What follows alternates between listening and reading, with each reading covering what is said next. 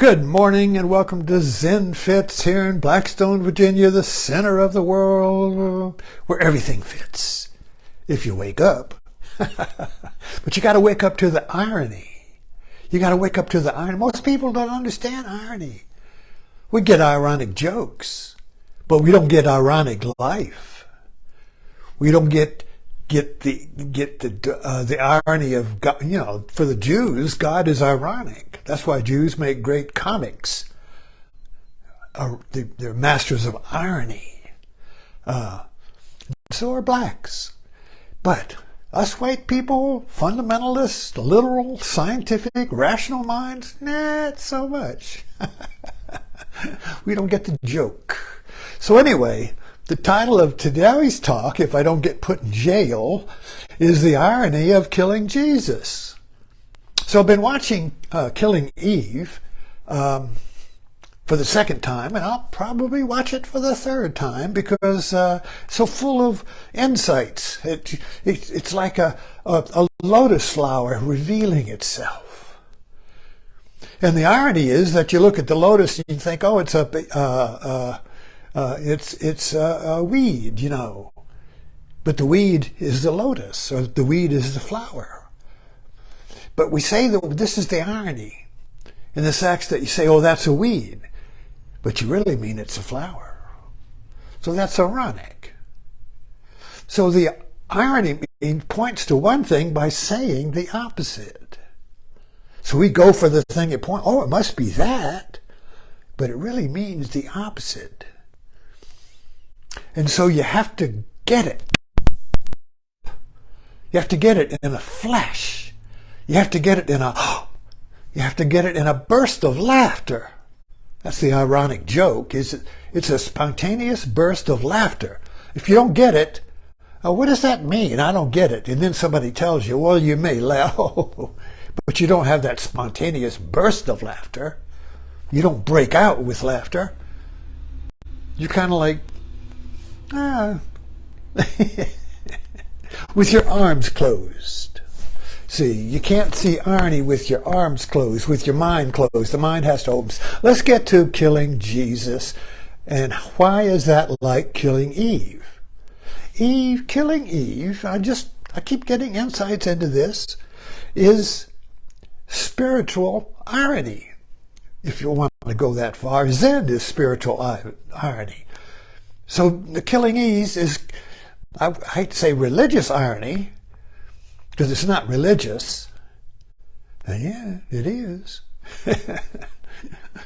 But spiritual irony is cosmic irony, is the irony that changes your way of knowing, the irony that liberates you, liberating irony. That's what it is. So the joke, ironic joke, just liberates you for the laugh, and then you go back to yourself.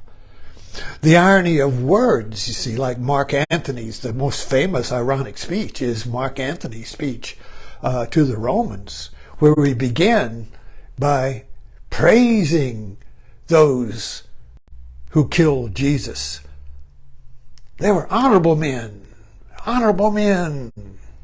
By the end of his speech, the crowd was loving the honorable men at the beginning, but at the end of the speech, they wanted to hang them, to go out and kill them. Complete reversal. But the irony held the irony held, you see. So through killing Eve, this is a very ironic movie. I had a friend of mine message me last night, and he was so upset because I was talking about this killing Eve, and he looked at it and he said, this is the most violent, disgusting movie I have ever seen. It's just total, absolute evil. Total violence. No meaning in it. And he helped me see the irony in it. In killing Eve, the killing is good. In other words, the Villanelle, we love this villain. I love Villanelle. I can't see enough of her. Just like Eve loves Villanelle, can't see enough, but she hates Villanelle because Villanelle is violent. There's no morality in Villanelle. She's beyond good and evil. She's beyond morality. She operates out there beyond humanity, beyond consciousness, beyond morality, beyond the pale. Some kind of psycho, some kind of psychotic. She's a psychotic. She's beyond morality. She just does evil and loves it. Silence of the Lamb. Eats people with fava beans. The psychotic. See, who, like the mass shooter today, they're beyond good and evil. They have no rationale. Why did you shoot all those people? Just seemed like a good idea. In other words, so Villanelle is beyond good and evil. So we're attracted to that metaphorically. If you actually met a person like that, you probably wouldn't be. You might be terrified. Terrified. Because they looked at you, perhaps like a tiger would look at you. When a tiger looks at you, he doesn't give a shit about your personality. He doesn't care about your good works. He's going to eat you, you see. He's beyond personality, beyond good and evil. So Villanelle is beyond, and yet she is caught in it herself. But that's the story. But the story is Villanelle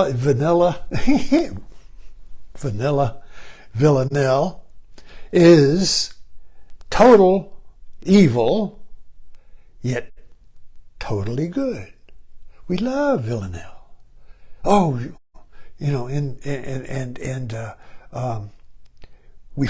she's like the wild unicorn, leaving clues. But I wanted to get to killing Jesus before I run out of time here. So how is killing Eve and killing Jesus ironic? Well, look at killing Jesus. There he is, right there.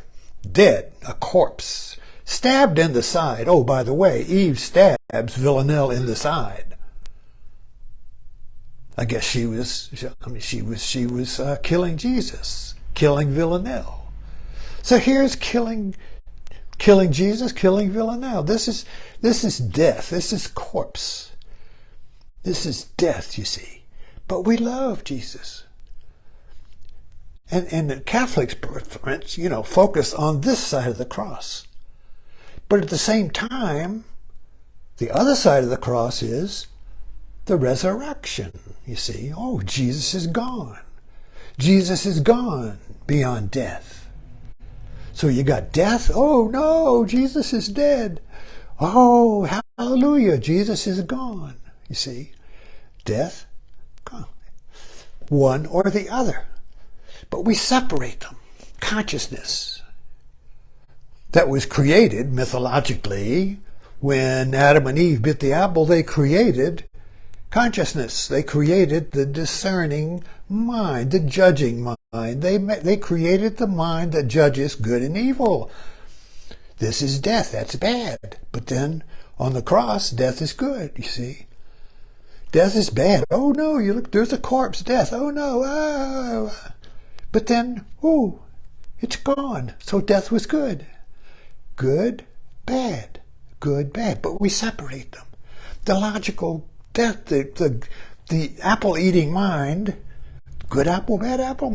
I don't know. Which one is it? Tell me, which is the good and the bad, you see? I don't know. I can't tell. They all look the same. So that mind can only see one thing or the other. Oh, Jesus is dead. Oh, Jesus is good. Jesus is resurrected. Jesus is dead, you see. One or the other. And they will change, but it takes 3 days. It takes 3 days for death to become life, you see. So we need time. That creates time. So how do we get from, I feel like crap, you see, how do I get to feeling good? Oh, I feel like death. How do I get to feeling good, you see? Bad, good. How do I get from one to the other? Well, you need time. You need to do a little more yoga, a little more meditation, a little more, go to church more, a little more prayer. There's a meme. Everybody wants to tell you how to get from death to life. Everybody wants to tell you. We want to know how long. What's the way? That's Zen. The monks in the Zen koans. So what is the way? What is the way to the Buddha? And the monk says, a bagel. Ironic, you see. But let's make another little jump here, connecting dots to Shiva, the dancing Nataraj, which is death, time, the flames of fire and death, the staring eyes of the tiger who's going to eat you, and the dance, the cosmic flame. The cosmos is burning, the death, the fire sermon of Buddha. Everything is dying. We're all dying. Death, death, death, death. Loss, loss, suffering. Life is suffering. Life is death, death, death, death. But wait. Oh, there's a hand. Where is that hand? Can't see the hand. Oh, there, right there, right there, right there. And this hand. Yeah. God damn it. Yeah. This hand. Here. He says, wait. Wait, wait, wait, wait, wait. Don't panic, don't panic. And then he points, the other hand points to this foot. See, this hand here is pointing to that foot. That's liberated. So in this death, there is life. In this death. So it's ironic. But this is not as see, the difference here is there's death. Oh, no, no, no, no. But there's life. And this one here, oh, there's death, corpse, everything dies. You're going to die. You're going to die. Oh, no, there's the liberated foot. It's dancing. And the other foot is grounded on form, on dying, on death. And this foot is liberated. That's ironic in the sense that the statue points to death, but it means life. This points to death, but it means life. So Villanelle points to violence, but it means liberation. Villanelle points. So Villanelle is really a passion play, an ironic passion play of Jesus. The killing Eve is an ironic passion play of the Christ.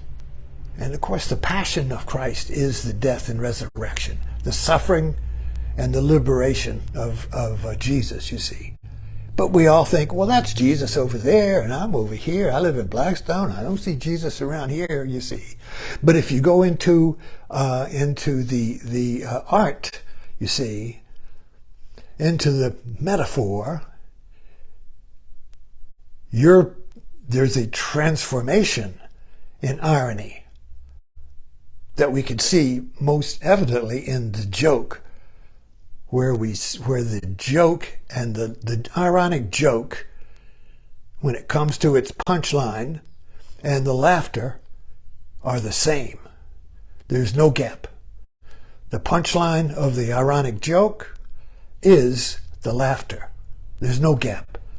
There's no, oh, should I laugh? Oh, there's no second. There's nothing. It's spontaneous. It's bam. It's like when the lightning strike, it burns the oxygen and the thunder, and the oxygen comes rushing in. Kabam!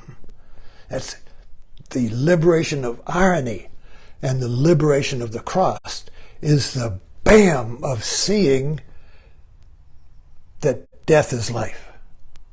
That seeing in one leap, in one crash, that the bad is good, that the violence of killing Eve is liberation, is life. See, but you have to see it. You can't be told it. So I'm telling you that. Maybe I've ruined it. I hope not. Anyway, thanks for dropping in. Stop.